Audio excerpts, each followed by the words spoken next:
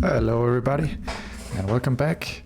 So we've been working on this resolver box for a couple of videos now, and I ended up doing some work off screen because I just needed to think, and sometimes it's a bit hard to think when you also have to think out loud.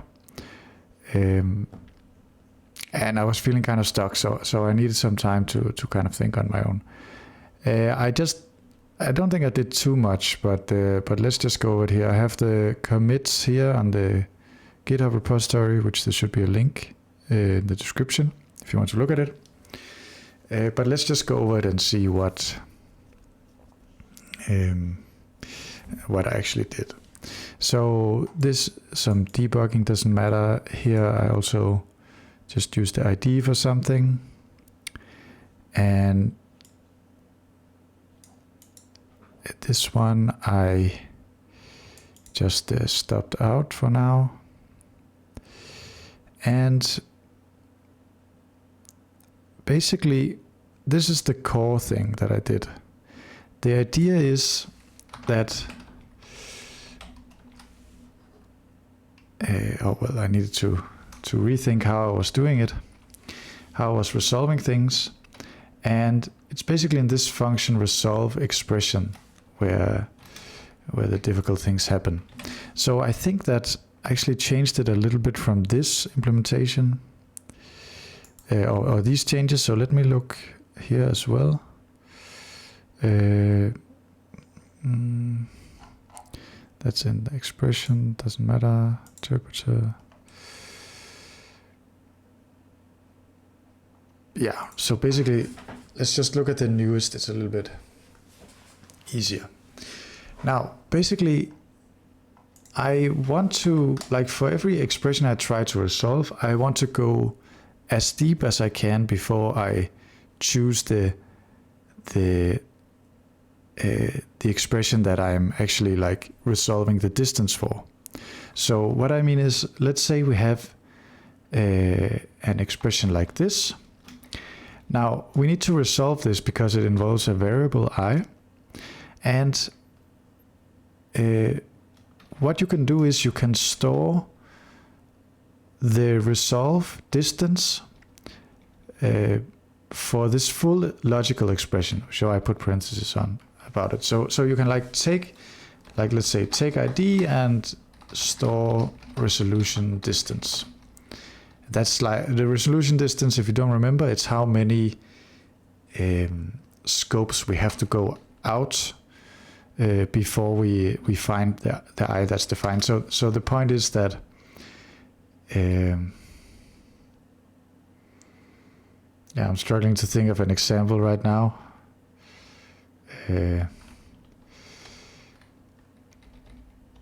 But well, let's do like this. So you can have a number A, and then let's say we define a function which just returns A.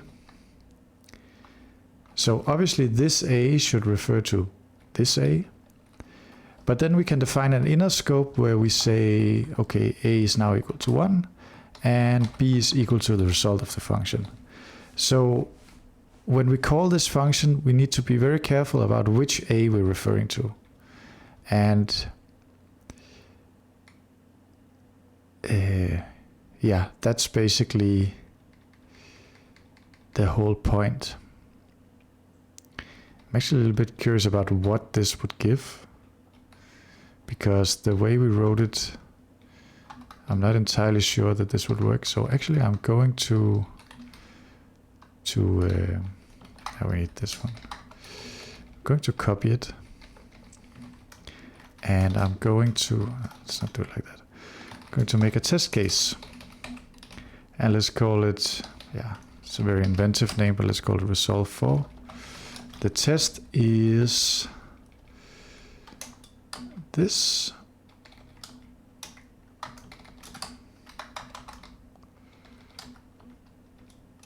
And then we have this block. And what happens if I print B? So it should print 2. But let's see a little bit later if it actually works. So anyway, what I was saying is that you can do this. You can like look at an expression and try to take the ID and store the resolution distance as soon as possible. Now another thing you can do is also, let's say we're trying to resolve this, then we see it's composed of some sub-expressions. So we will actually split up and say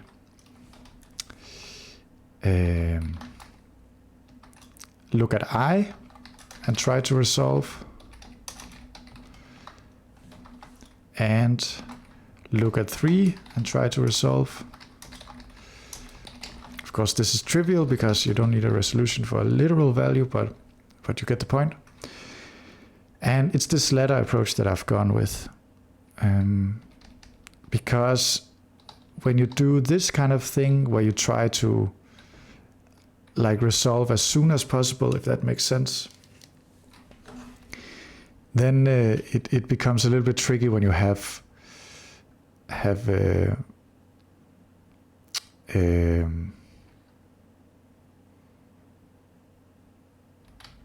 things like this, and like I and j might resolve to in different ways. So actually this probably wouldn't even work to do it like that. I need to go to the deepest level.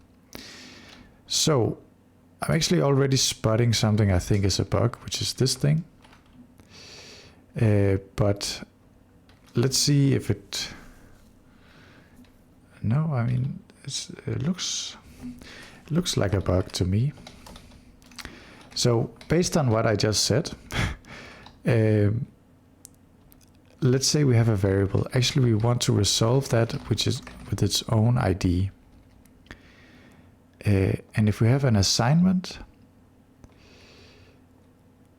then that's, well, maybe, let me look, because I kind of think that I changed it so that in these functions, they do the right thing. So basically, all of these things, like it's a binary operator or it's a function call, they all like sooner or later end up in the variable or the assign resolution, right? You can see they all call this resolve expr, and the only way it goes out is if you go into variable, you go into assign, or you go into a function. So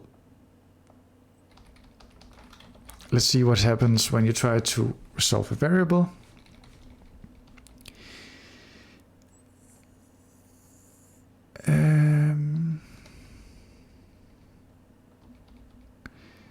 So interestingly,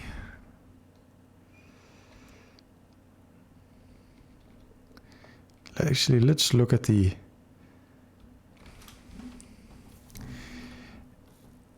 Now I'm getting a little bit confused because it says can't read local variable in its own initializer, but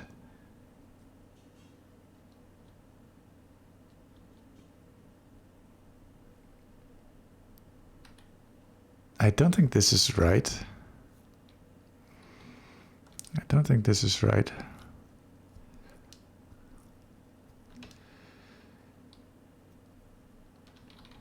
Okay, it's so you just say if it is declared but not defined, then you will hit this one. Okay, so maybe it's fine anyway. So we get into some variable like this I said, then we go into resolve local, and resolve local will use just this ID that it was supplied. So I think that is wrong, and we need to go over here and say with the ID of this thing. Okay, let's look at the assignment thing.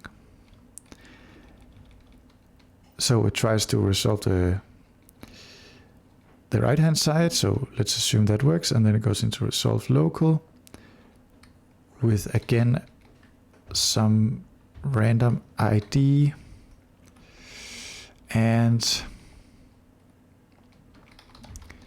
here maybe I'm okay with using the idea of the full expression. So here we will actually like look at this and take the idea of the full expression and not just on the left hand side, for example. But I think that's fine, because we don't even have a left hand side expression. There's just the full expression, and then there's like a sub expression on the right. So anyway, I think that's how it should look. But now the key is that when you resolve an expression, and when you try to evaluate an expression, it's not enough to give it one resolution distance, or whatever you want to call it. Because of this scenario where we can have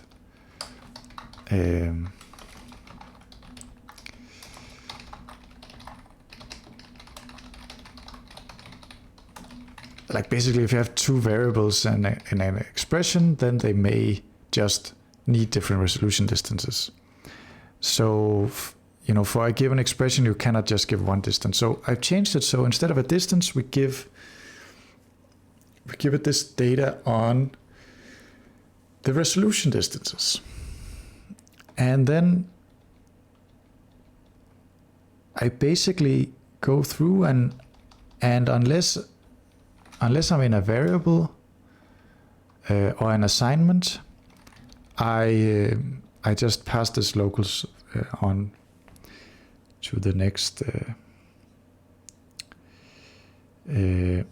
evaluation step. Let's skip over this anonymous function that may also be wrong, but let's look at the assignment. So we're looking at an assignment expression. We'll try to resolve it. So we know from, I'm kind of like looking one-to-one between what's on the left and what's on the right. So we're sure that the resolver does the same thing as the evaluator. So when we resolve the assignment expression, we use the ID of the full expression. So that's what I'm doing here. I'm saying the resolution distance is this locals hash map I gave the evaluation function, and the ID we need to use is the ID of the full expression. So that's the self here. And the value is the value expression evaluated on the same environment with the same locals. So this new value will like recurse into the evaluation function, and it will calculate the distances when it needs them. But basically the point is this distance that you use to evaluate the new value will be like it won't even be one distance, it could be many distances, and it could be different from this distance. So that's like the main difference.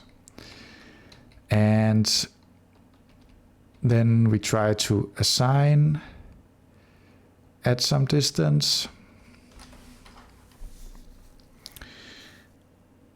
which is fine. And kind of the same thing in the variable, right? If we look at the variable resolution, whoops.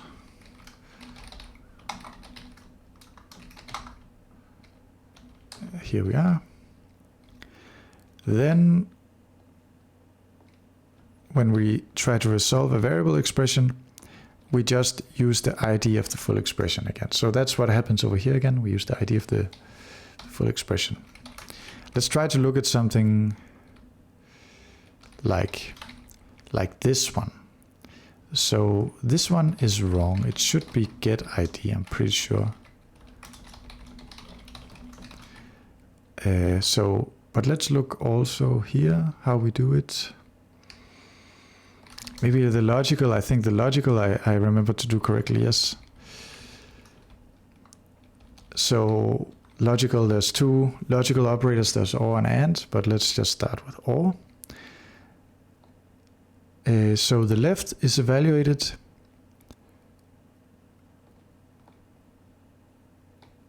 with its own like independently from the right. We check if it's true, and then if it is false, we evaluate the right hand side, so like the normal way. But they each get their own locals, so they can calculate the distances they need when they get to them. And it's the same thing in the AND. Let's look at the unary. So here's another example of this thing that I said, that we try to go as far in as we can before we choose the ID that we use to resolve. So here again we try to resolve with the ID of the right. So actually supplying these arguments all the time, we shouldn't need to do that, because eventually we'll bottom out to the variable or a literal. A literal just always resolves trivially, so it doesn't do anything. But if we go to a variable, that will just call with its own ID. So we don't actually need the ID on this function. That was just something I did when I was confused. But anyway, so again, we see this here. We kind of match this resolve expression on right with a right evaluate environment locals.clone. And the same thing happens here in the binary. So let's look at the binary. Okay, resolve expression left, and just ignore the left get ID. We'll remove that shortly. Resolve expression right. So both of those match up with these two, where they evaluate with their own copy of the locals, so they can calculate distances they need.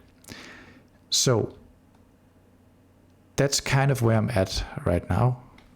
Let's see if I forgot anything.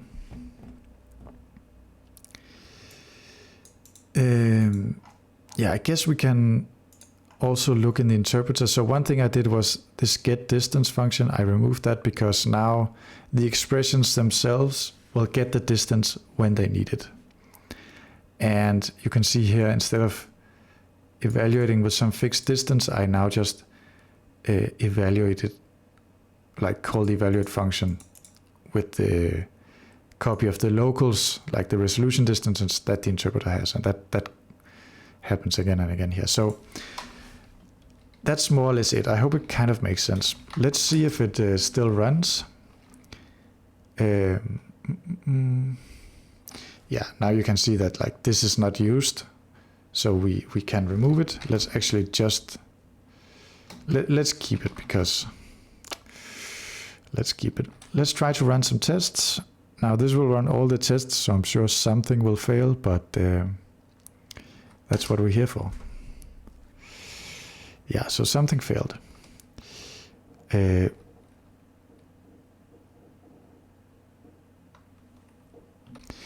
That's interesting. Global not equals block. What is actually in this?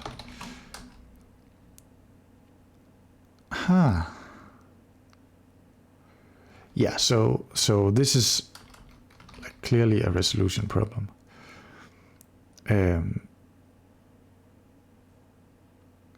Okay. So I wanna change something. So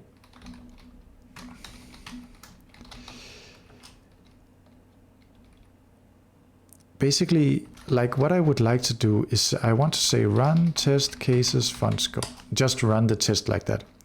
But that will not pass because of all this extra junk. So what if we comment it out? You could say. And then it should work. Then I should be able to run it and it will print some things. Now I'm actually going to remove that because it's starting to, oh, you know what? Just do that. So clear and run it. Now we can run it, but now the test code will not work. So we just have to look here that when we pass a test, we will just require that it looks like this.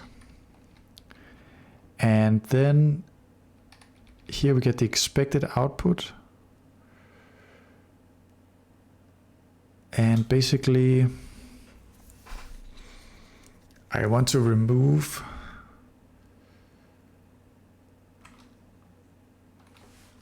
how do we do that? Rust string replace.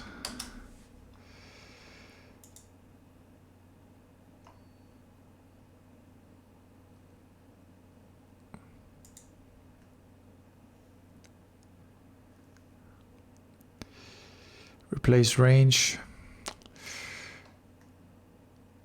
I guess that's fine.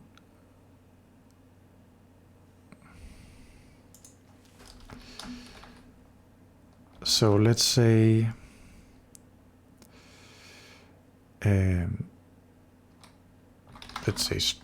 string is line to string, and it should be mutable, and we will say string replace range, and we want to, it takes a range bounds.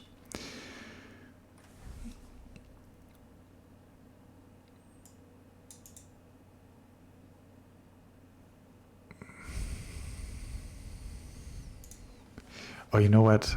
Why do we do it like that? I think we can just, like, let's just say we skip 3 and then we take the rest.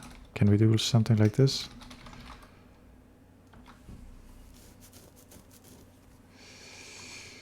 No.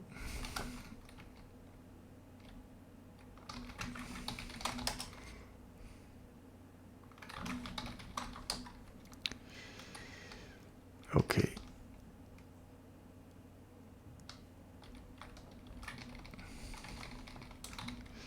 Then we just like to string this, maybe.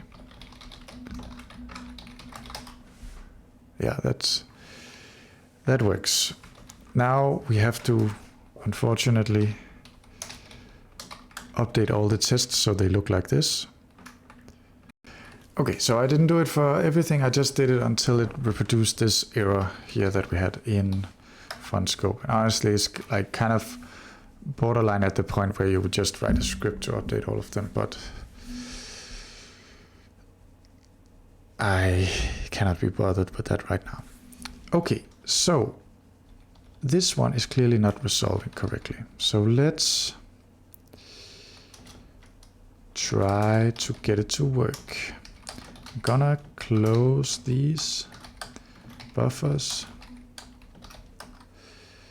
and that should be fine. Okay.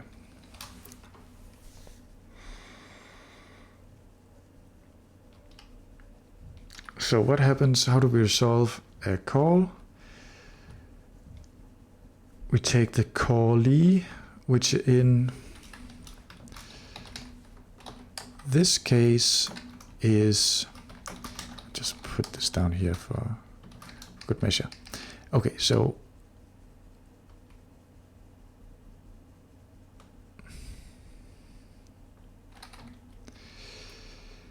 well, okay, so the callee is resolved correctly because it finds the function and prints something. So it doesn't like say it's undefined or whatever. Now, what happens actually inside? So how is the function definition itself resolved? I think that's the interesting. So we have as a function statement, we resolve the function. Resolve function, declare and define the function, we call resolve function helper. Resolve function helper makes a scope and then it resolves the body. And the body in this case, let me open a shell here and just, the body should only be one statement. So if we go up into resolve many, I'm just gonna do print debugging again because cannot be bothered.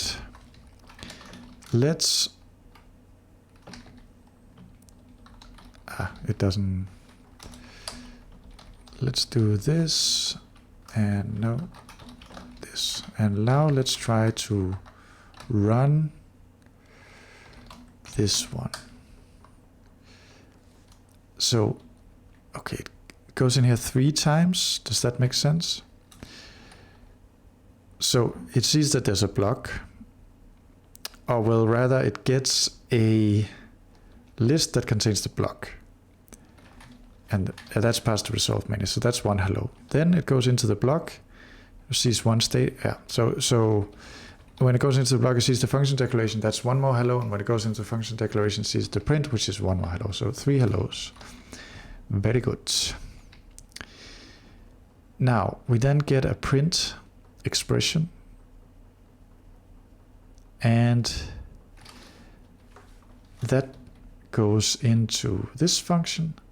And I think it should just go into resolve expression variable. So I'm going to say print, and this should really only be once, if I'm not mistaken. So that's once, it hits there. We resolve local with some ID. So let me write resolving name, and what is name? It's probably a token. And we'll put in the ID as well. Or the ID, which is ID 0, which is fine. And actually we should, because it should never find it, so we should say global resolve. Should hit that one. So I'm just doing some sanity checks actually. And then let's say that we have an A here, then we should not hit the global resolve, and we don't. Okay, so actually it's resolved correctly. But then again, it's the interpreter most likely that's causing the problem. So what do we have? Well, it's an expression. Expression gets the locals, and inside expression, it says a particular type of expression, which is a call expression. Actually, what it printed global both times. Do we want that? No. So I'm really stupid. I think this is actually correct, right? So it shouldn't print block, but it should print global both times, because when we define the function, it captures this variable, and then it is just always global. So the only reason I had it set to block was because it was buggy in the beginning, and this whole thing was me trying to fix that. And I just kept it like that to make the test be green. But now it's come back to bite me in the ass and confuse me. So that's great. Okay, at least there's still some test that's failing. So pipe 2. Right, so that one needs to be updated. And you know what, I'll just run the tests here. Oh, interesting.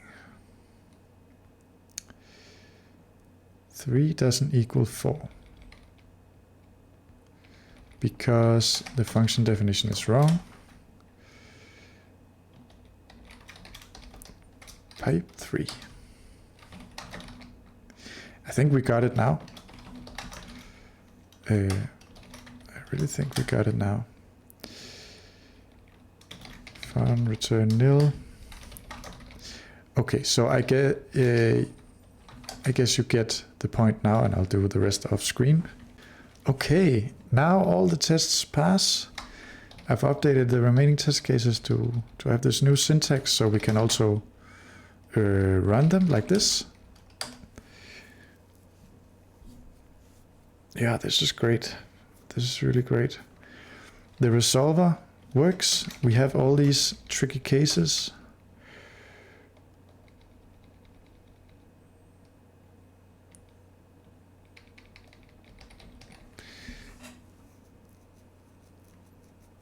Yeah, this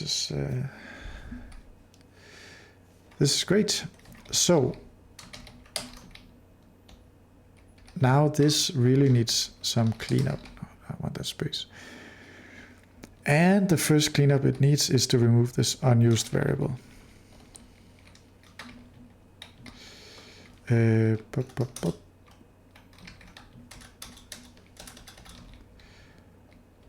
And then we have to remove it from these calls. Thank you very much.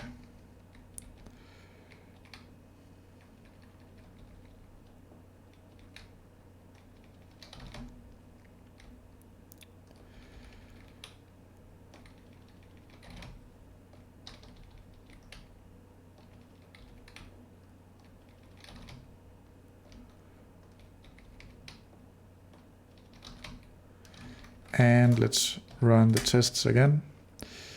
Now it did not compile because of, well, yeah, because of all these other calls there. So let's just bite the bullets. For example, this one, this one,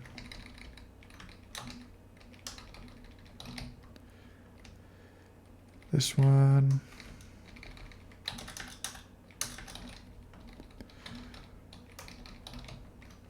Let's try again.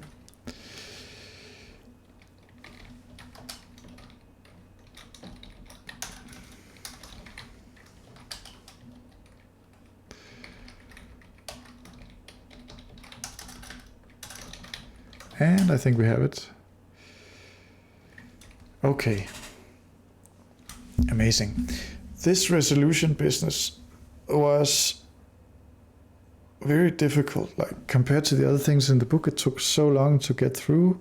Maybe it's just like personal quirk of how my brain works, or maybe I made a bad design choice to begin with. But yeah, this was by far the hardest part.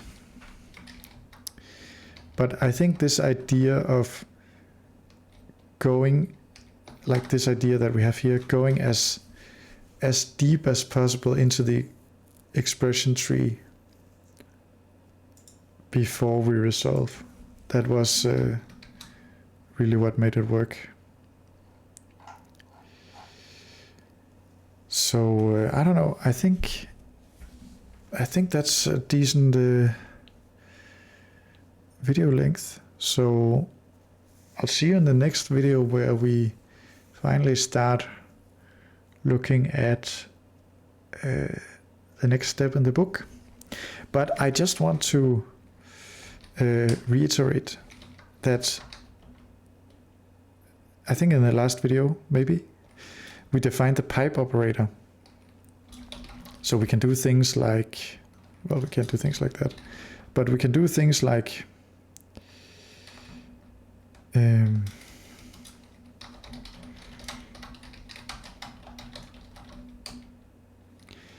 like this.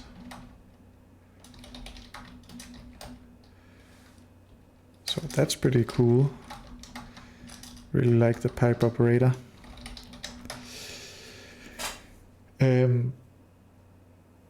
And right now we don't have any advanced data types, right? But if we had, it could be something like, you know, validate input, do something, could be one function. And now I'm just like really showing my lack of imagination, but we'll call the next function process. I know they're not getting defined, just pretend they're being defined. And the final function could be called post-process. Then you can define, so those could be functions that you use in your app for your, the important for the business logic. And then you can just define your your processing pipeline like this.